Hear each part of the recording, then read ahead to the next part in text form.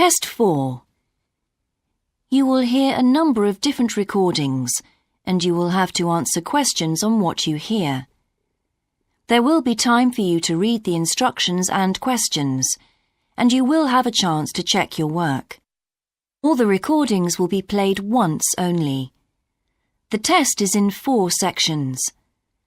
At the end of the test, you will be given 10 minutes to transfer your answers to an answer sheet. Now turn to Section 1.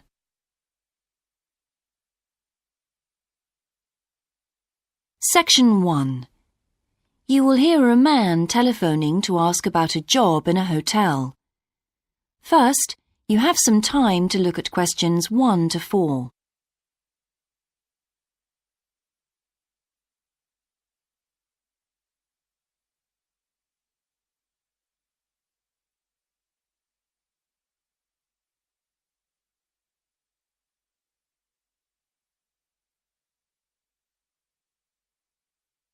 You will see that there is an example that has been done for you. On this occasion only, the conversation relating to this will be played first. Hello, West Bay Hotel. Can I help you? Oh, good morning. I'm ringing about your advertisement in the Evening Gazette.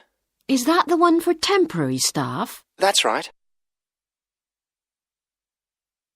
The advertisement is for temporary staff, so temporary has been written in the space.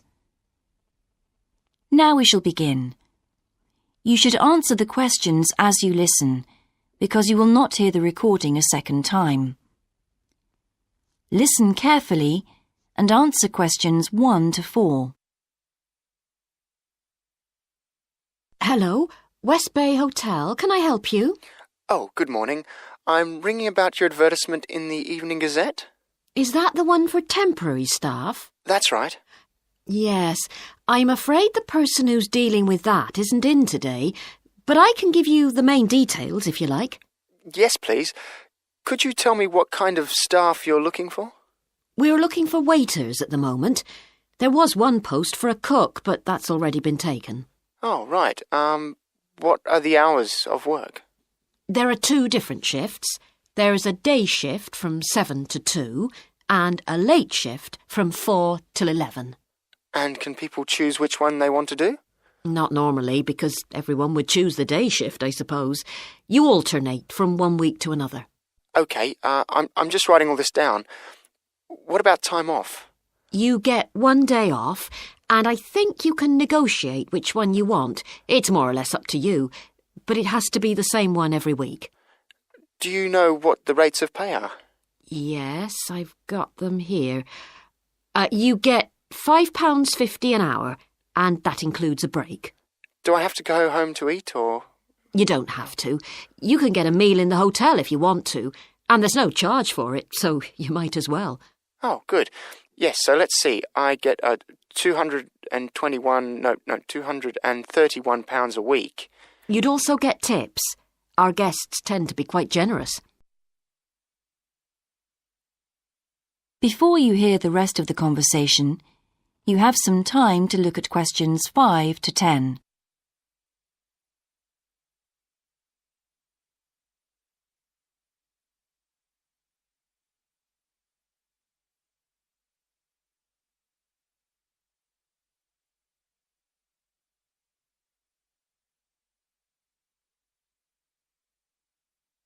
Now listen and answer questions 5 to 10.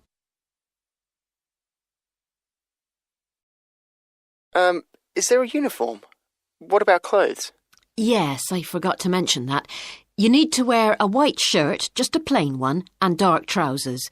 You know, not green or anything like that. And we don't supply those. That's okay, I've got trousers. I just have to buy a couple of shirts. What about anything else? Do I need a waistcoat or anything? You have to wear a jacket, but the hotel lends you that. I see. One last thing. I don't know what the starting date is. Just a minute. I think it's sometime around the end of June. Yes, the 28th, in time for the summer. That's great. I'm available from the 10th. Oh, good. Well, if you can call again, you need to speak to the service manager. Her name's Jane Irwin. That's Urwin. And she'll probably arrange to meet you. OK, and when's the best time to ring? Could you call tomorrow? She usually starts checking the rooms at midday, so before then if you can, so she'll have more time to chat. I'll just give you her number because she's got a direct line. Thanks. It's 832-009. 823-009. 832. Oh, OK. Yes, I'll do that. And by the way, she will ask you for a reference, so you might like to be thinking about that. You know, just someone who knows you and can vouch for you. Yes, no problem. Well, thanks very much for your help. You're welcome. Bye. Bye. That is the end of section 1. You now have half a minute to check your answers.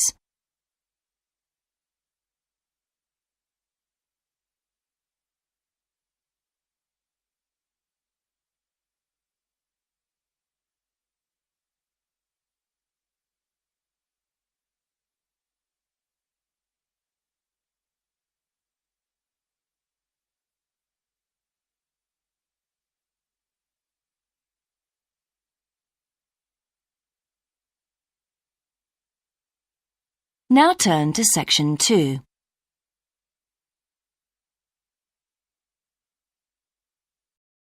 Section 2.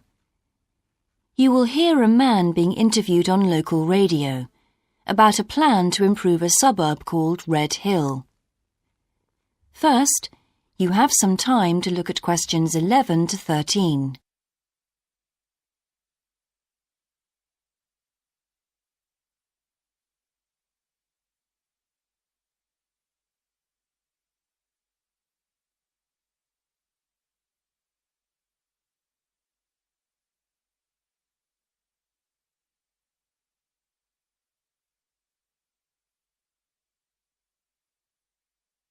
Now listen carefully and answer questions 11 to 13.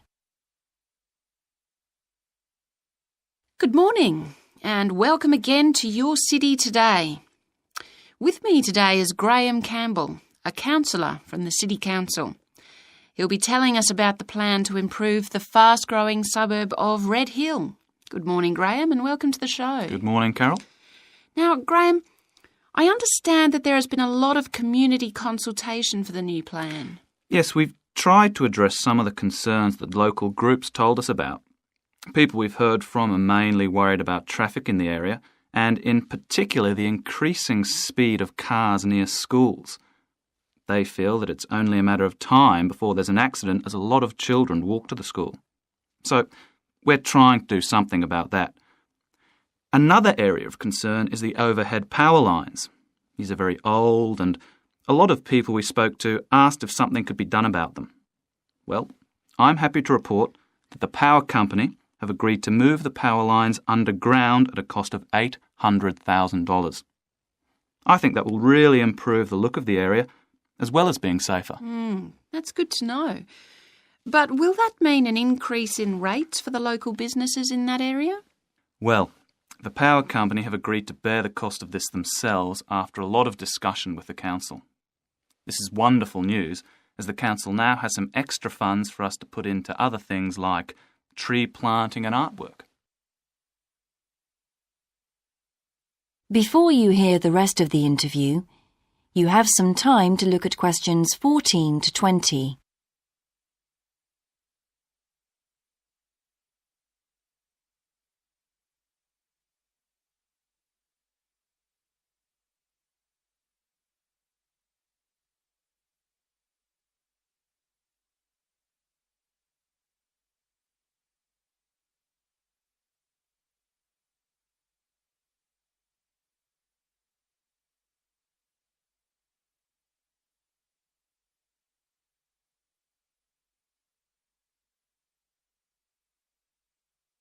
Now listen and answer questions 14 to 20. Now, we've also put together a map which we've sent out to all the residents in the area. And on the map we've marked the proposed changes. Firstly, we'll plant mature pine trees to provide shelter and shade just to the right of the supermarket in Days Road. In order to address the traffic problems, the pavements on the corner of Carberry and Thomas Street will be widened. This will help to reduce the speed of vehicles entering Thomas Street. We think it's very important to separate the local residential streets from the main road, so the roadway at the entrance to Thomas Street from Days Road will be painted red. This should mark it more clearly and act as a signal for traffic to slow down. One way of making sure that the pedestrians are safe is to increase signage at the intersections. A Keep Clear sign will be erected at the junction of Evelyn Street and Hill Street to enable traffic to exit at all times. Something we're planning to do to help control the flow of traffic in the area is to install traffic lights halfway down Hill Street where it crosses Days Road. Now, we haven't only thought about the cars and traffic, of course. There's also something for the children. We're going to get school children in the area to research a local story, the life of a local sports hero, perhaps. And an artist will incorporate that story into paintings on the wall of a building on the other side of Hill Street from the supermarket. And finally, we've agreed to build a new children's playground, which will be at the other end of Hill Street, close to the intersection with Carberry Street. Wonderful. Now, what's the next stage? Well, the final plan... That is the end of section 2. You now have half a minute to check your answers.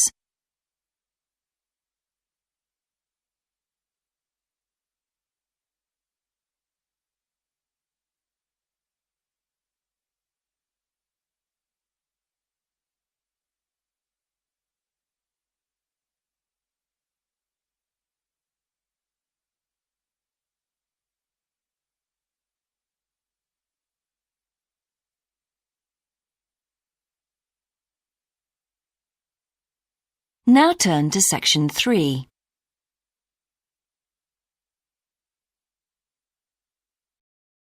Section 3.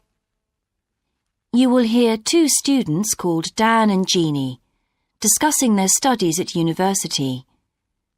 First, you have some time to look at questions 21 to 26.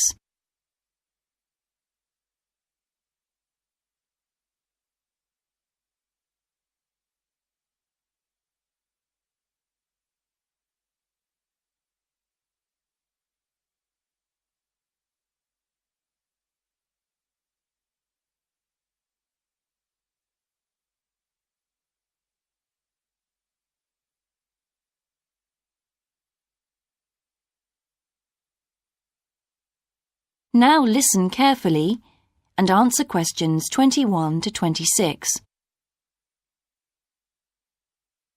Hi Jeannie, how's it going? Oh, hello Dan. Pretty well, thanks. Have you managed to get the money for the course yet? Yes, that's all sorted out now, thanks. It took long enough though. It was practically a year ago that I applied to my local council for a grant, and it took them 6 months to turn me down. That's really slow. And I thought I was eligible for government funding, but it seems I was mistaken. So then I asked the boss of the company I used to work for if they would sponsor me, and much to my surprise, he said they'd make a contribution. But what about college grants and scholarships? There must be some you could apply for. Yes, there are, but they're all so small that I decided to leave them until I was desperate. And in fact, I didn't need to apply. My parents had been saying that as I already had a job, I ought to support myself through college. But in the end, they took pity on me, so now I've just about got enough. That's good. So now I can put a bit of effort into meeting people. Haven't had time so far. Any suggestions?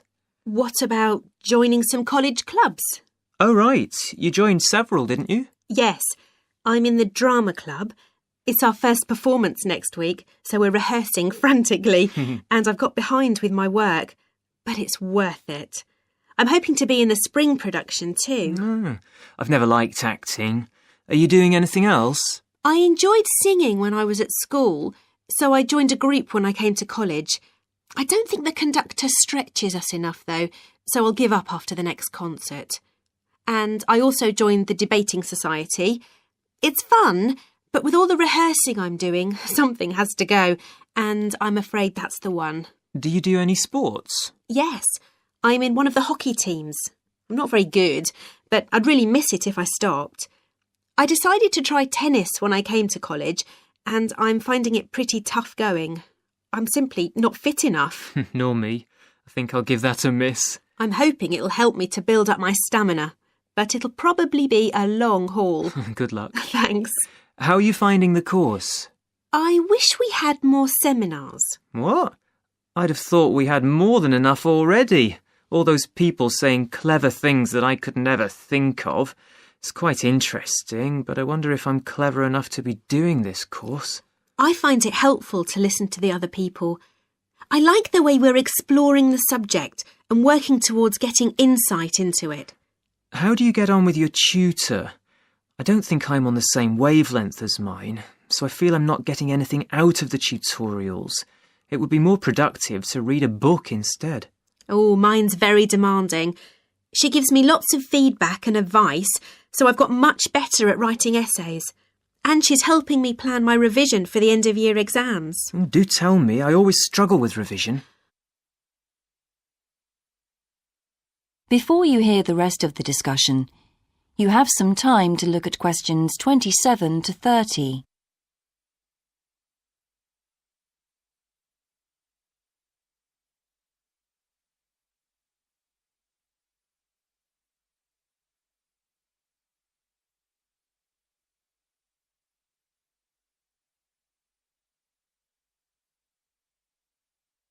Now listen and answer questions 27 to 30.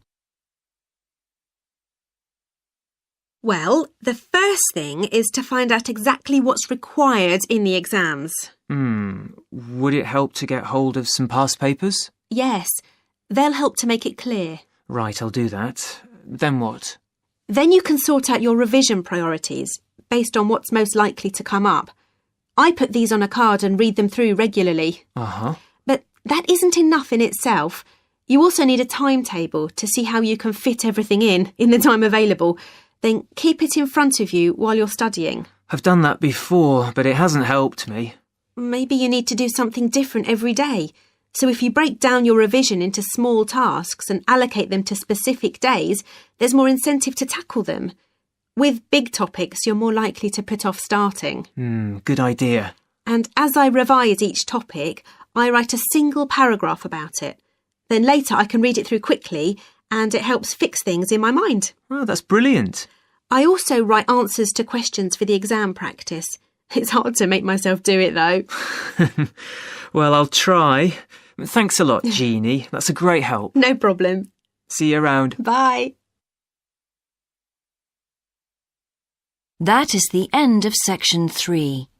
You now have half a minute to check your answers.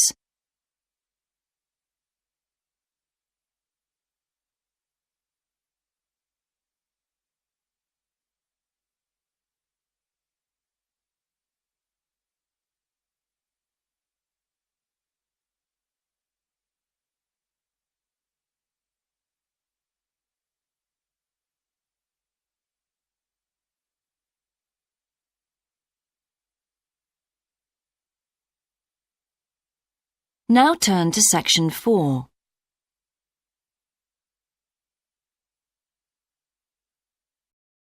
Section 4. You will hear a lecturer giving a talk about Australian rock art to a group of archaeology students. First, you have some time to look at questions 31 to 40.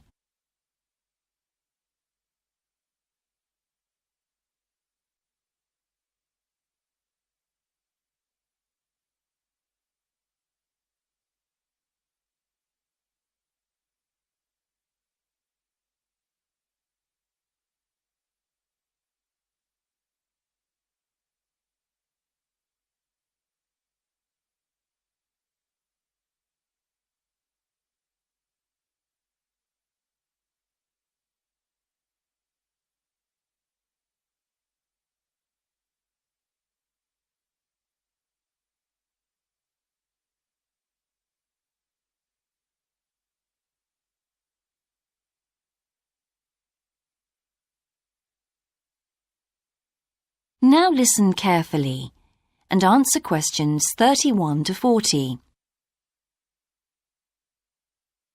Good morning, everyone. I've been invited to talk about my research project into Australian Aboriginal rock paintings. The Australian Aborigines have recorded both real and symbolic images of their time on rock walls for many thousands of years. Throughout the long history of this tradition, new images have appeared and new painting styles have developed. And these characteristics can be used to categorise the different artistic styles. Among these are what we call the dynamic, yam, and modern styles of painting. One of the most significant characteristics of the different styles is the way that humans are depicted in the paintings. The more recent paintings show people in static poses, but the first human images to dominate rock art paintings over 8,000 years ago were full of movement. These paintings showed people hunting and cooking food, and so they were given the name dynamic to reflect this energy. It's quite amazing considering they were painted in such a simple stick-like form. In the yam period, there was a movement away from stick figures to a more naturalistic shape. However, they didn't go as far as the modern style, which is known as X-ray because it actually makes a feature of the internal skeleton as well as the organs of animals and humans. The yam style of painting got its name from the fact that it featured much curvier figures that actually resemble the vegetable called a yam, which is similar to a sweet potato. The modern paintings are interesting because they include paintings at the time of the first contact with European settlers. Aborigines managed to convey the idea of the settlers' clothing by simply painting the Europeans without any hands, indicating the habit of standing with their hands in their pockets. Size is another characteristic. The more recent images tend to be life-size or even larger, but the dynamic figures are painted in miniature. Aboriginal rock art also records the environmental changes that occurred over thousands of years. For example, we know from the dynamic paintings that over 8,000 years ago, Aborigines would have rarely eaten fish, and sea levels were much lower at this time. In fact, fish didn't start to appear in paintings until the yam period, along with shells and other marine images. The paintings of the yam tradition also suggest that, during this time, the Aborigines moved away from animals as their main food source and began including vegetables in their diet, as these feature prominently. Freshwater creatures didn't appear in the paintings until the modern period from 4,000 years ago.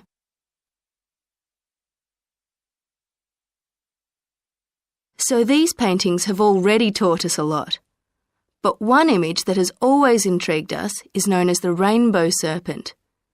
The rainbow serpent, which is the focus of my most recent project, gets its name from its snake or serpent-like body, and it first appeared in the yam period 4,000 to 6,000 years ago.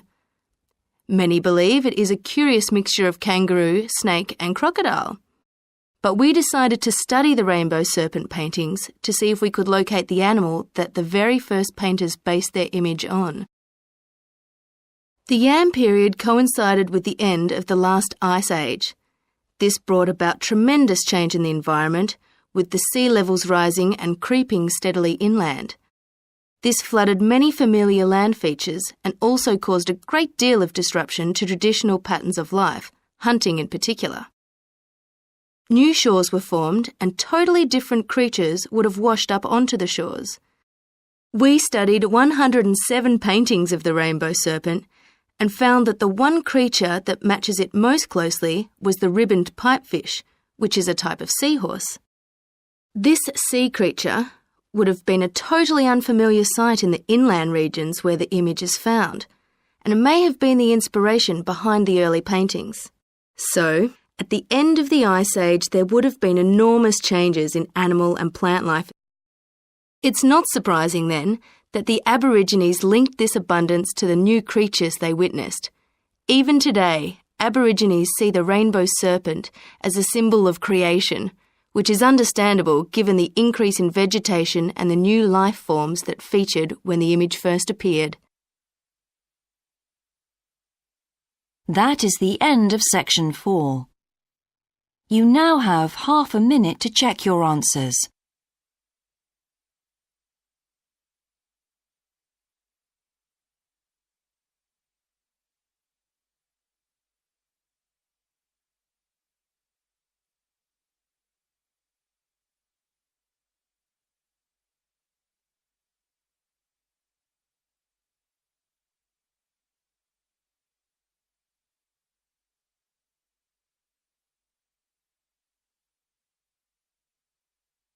That is the end of the listening test.